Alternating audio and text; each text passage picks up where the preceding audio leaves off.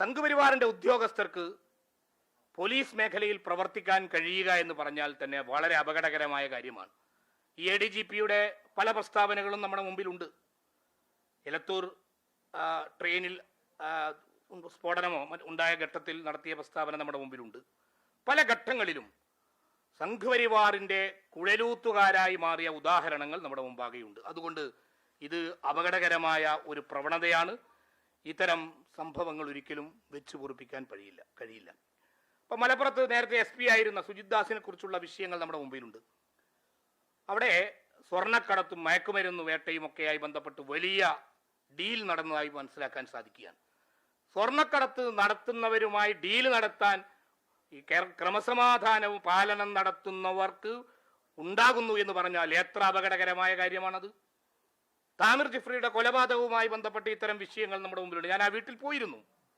ആ സന്ദർഭത്തിൽ പത്രക്കാരോട് ഞങ്ങൾ ഈ വിഷയം ശ്രദ്ധയിൽപ്പെടുത്തിയിരുന്നു. അങ്ങനെ ഒരുപാട് കൊലപാതകങ്ങൾ സമഗ്രമായ അന്വേഷണം നടത്തേണ്ടതായിട്ടുണ്ട്. വേലി തന്നെ വിളതുന്നൊക്കെ പറയാറുണ്ട്. ഇപ്പോൾ എന്താ സംഭവിക്കുന്നത് കേരളത്തിൽ? ക്രമസമാധാനവും അതുപോലെ തന്നെ ഇത്തരം ഉന്നത പോലീസ് ഉദ്യോഗസ്ഥർ ഈ മേഖലയിൽ വലിയ അളവിലുള്ള ക്രിമിനൽ സ്വഭാവവും സംഘപരിവാർ വിധേയത്വമുള്ളവരായി മാറിക്കൊണ്ടിരിക്കുകയാണ്. അതുകൊണ്ട് PV അൻവർ നടത്തിയ വെളിപ്പെടുത്തലുകൾ കൃത്യമായ അന്വേഷണത്തിന് വിധേയമാക്കണം. ഒരു ജഡ്ജിയുടെ നേതൃത്വത്തിലുള്ള ജുഡീഷ്യൽ അന്വേഷണമാണ് നടക്കേണ്ടത് എന്നാണ് വെൽഫെയർ പാർട്ടിക്ക് പറയാനുള്ളത്. ഒരു മേലുദ്യോഗസ്ഥൻ കീഴുദ്യോഗസ്ഥനായി അവിടെ ഉണ്ടായിരിക്കെ തന്നെ നടത്തിയാൽ കഴിയില്ല. അൻവർ തന്നെ പറയുന്നത് എൻ്റെ ജീവൻ വരെ പോകുന്നതാണ്. അത്രമേൽ സ്വാധീനവും വലിയ മാഫിയ ബന്ധവുമുള്ള ഒരാൾക്കെതിരെ അത്തരം അന്വേഷണങ്ങൾ ഫലപ്രദമാകും. അദ്ദേഹം സർവീസിൽ ഉണ്ടായിരിക്കെ. അതുകൊണ്ട് അദ്ദേഹത്തെ സർവീസിൽ നിന്ന് സസ്പെൻഡ് ചെയ്യണം. എന്നിട്ട് ജുഡീഷ്യൽ എൻക്വയറി നടത്തി മുഴുവൻ കാര്യങ്ങളും പുറത്തു കൊണ്ടുവരണം. അതേപോലെ തന്നെ ഒരു സിറ്റിംഗ് MLA ആണ് സഭയ്ക്ക് പുറത്ത് ആരോപണം ഉന്നയിച്ചിരിക്കുന്നത്. തീർച്ചയായും അത് ഒരു സംയുക്ത സഭാ സമിതി അന്വേഷിക്കണം. വളരെ കൃത്യമായ അന്വേഷണം നടത്തി ഈ വിഷയത്തിൽ വളരെ ഗൗരവപ്പെട്ട ഇടപെടലുകൾ ഉണ്ടാകേണ്ടത് അനിവാര്യമാണ്. കേരള ചരിത്രത്തിലെ ഏറ്റവും അപകടകരമായ സ്വഭാവത്തിലുള്ള ഒരു സിറ്റുവേഷനെ കുറിച്ചുള്ള വെളിപ്പെടുത്തലുകളാണ് വന്നിരിക്കുന്നത്. വിശദാംശങ്ങൾ ഒരുപാടുണ്ട്. ഒരുപാട് സന്ദർഭങ്ങൾ നിങ്ങളൊക്കെ പങ്കുവച്ചതാണ്. അതിലേക്കൊന്നും പോകുന്നില്ല.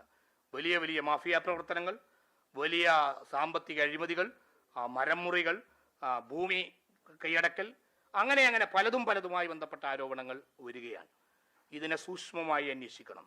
ഇത്തരം ആരോപണങ്ങൾ വരുമ്പോൾ അവർക്കെതിരെ നടപടി സ്വീകരിക്കാൻ കഴിയുന്നില്ല എന്നത് ഒരു വിധേയത്വത്തിന്റെ കാര്യമായിട്ടാണ്, മുഖ്യമന്ത്രിയുടെ വിധേയത്വത്തിന്റെ കാര്യമായിട്ടാണ് ഞങ്ങൾ മനസ്സിലാക്കുന്നത്. അതുകൊണ്ട് ഈ വിധേയത്വം അവസാനിപ്പിക്കാൻ മുഖ്യമന്ത്രിയെ രാജിവെക്കാൻ തയ്യാറാകുന്നില്ലെങ്കിൽ CPMന്റെ അഖിലേന്ത്യാ നേതൃത്വം ഇടപെടണം. എന്നിട്ട് കേരളത്തിലെ ഈ സംഘപരിവാറിന് കേരളത്തിലെ പോലീസ് സംഘത്തിനെ താരത്തിൽ വെച്ചു കൊടുക്കുന്ന നിലപാടുകൾക്കെതിരായ വലിയ മുന്നേറ്റമുണ്ടാകണം. വെൽഫെയർ പാർട്ടി കേരളത്തിൽ ഈ ആവശ്യം ഉന്നയിച്ചുകൊണ്ട് പ്രക്ഷോഭ പരിപാടികൾ ആവിഷ്കരിച്ചിട്ടുണ്ട്.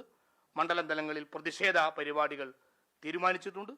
കൃത്യമായ അന്വേഷണങ്ങളും ശക്തമായ ഇടപെടലുകളും ഉണ്ടായിട്ടില്ലെങ്കിൽ തുടർ പ്രക്ഷോഭങ്ങൾക്ക് വെൽഫെയർ പാർട്ടി നേതൃത്വം കൊടുക്കും.